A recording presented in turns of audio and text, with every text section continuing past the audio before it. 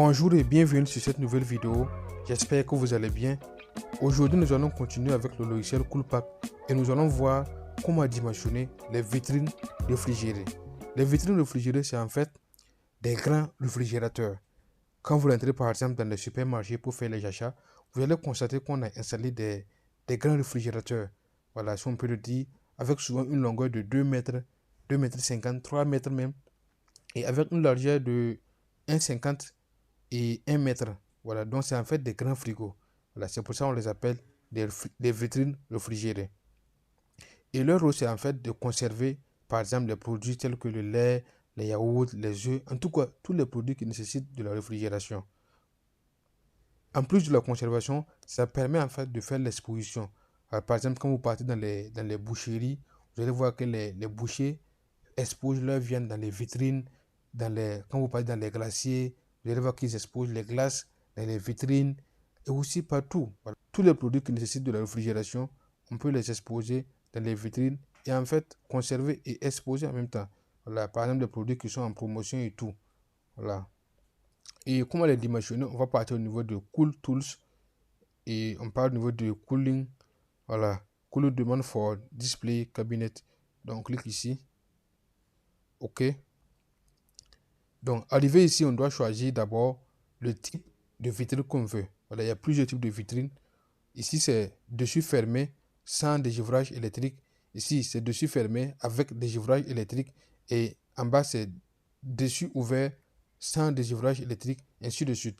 Pour nous, on va choisir dessus fermé avec dégivrage électrique. OK? Et ici, arrivé ici, c'est la longueur qu'on doit mettre, la longueur de notre vitrine. Donc, on va laisser à 3 mètres. Ou bien on laisse à 2 mètres. 2 mètres, c'est bon. Et ici, c'est la surface. On laisse à 2 aussi. Parce que on va laisser. Et la longueur, c'est 2 mètres. Et la largeur, on va prendre 1 mètre.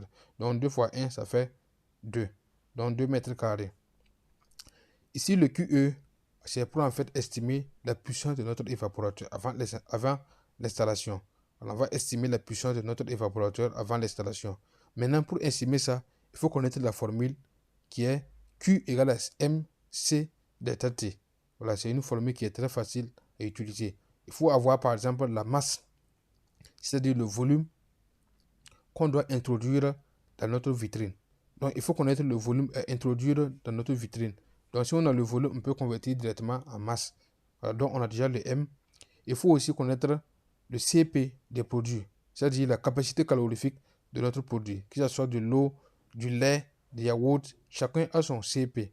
Voilà. Et en fait, et après ça, on a le delta T, c'est-à-dire la différence de température entre l'entrée et la sortie. Donc, si on a tout ça, on peut en fait estimer le QE de notre système de réfrigération. Donc, pour nous, on va laisser ça à 4. On laisse à 4. Et au niveau de TE, ça c'est en fait la température d'évaporation. Là, on va mettre ça moins 8. OK? Ici, c'est en fait le climat. Voilà. Par exemple, comme je vous ai dit que souvent, on le trouve habituellement dans les supermarchés. Donc, et dans les supermarchés, souvent, on climatise. Parce qu'il faut climatiser pour en fait conserver les produits dans de bonnes conditions et tout. Donc, souvent, dans les supermarchés, on climatise à 20 degrés Celsius, 22, 24 comme ça. Donc, là-bas, on peut laisser ça à 25 degrés Celsius. Voilà, si on a sous climatisé 25 degrés Celsius et une humidité de 60%.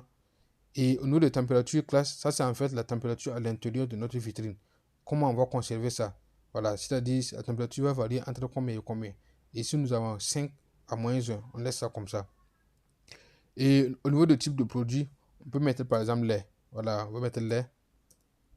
Voilà, le lait. Et c'est bon. On descend maintenant au niveau de correction of cooling demand. Ici, on va mettre la température à l'intérieur de notre vitrine. On va laisser ça à 0. On met ça à 0. 0 degrés Celsius. Et l'humidité relative, on va mettre ça à 70.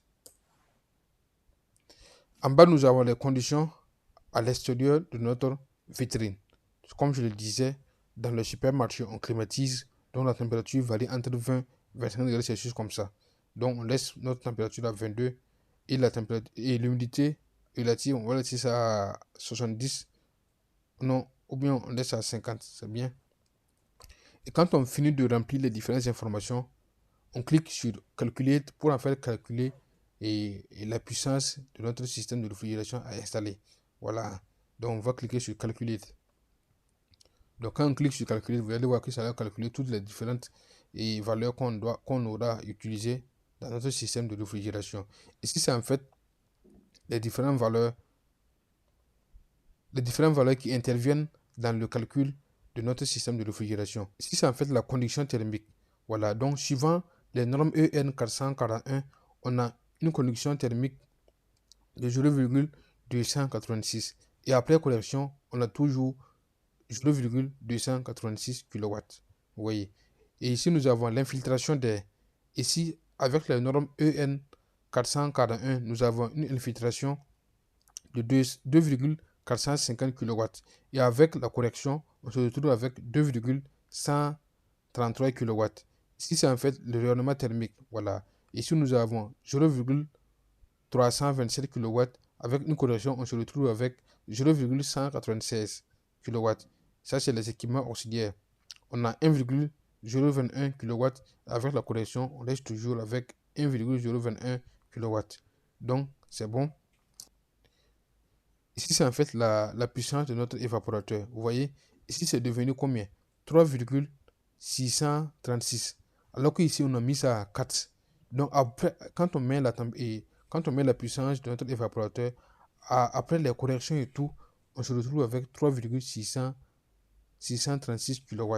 Avec une température d'évaporation de moins 8. Vous voyez. C'est ça l'importance de faire le bilan thermique avant de passer à l'installation. Vous voyez. Et en bas, nous avons, ici c'est en fait la demande de réfrigération par mètre. Vous allez voir que ici, c'est 1,818 kW par mètre. Si on prend par exemple les 1,818, on multiplie par 2, vous allez voir qu'on va retrouver la valeur 3,636. Voilà. Donc c'est en fait ça le dimensionnement des vitrines réfrigérées. Bon, nous sommes à la fin de cette vidéo. Merci de l'avoir regardé et à la prochaine fois pour d'autres vidéos. Si vous avez des questions, n'hésitez pas à les poser dans les commentaires. Merci.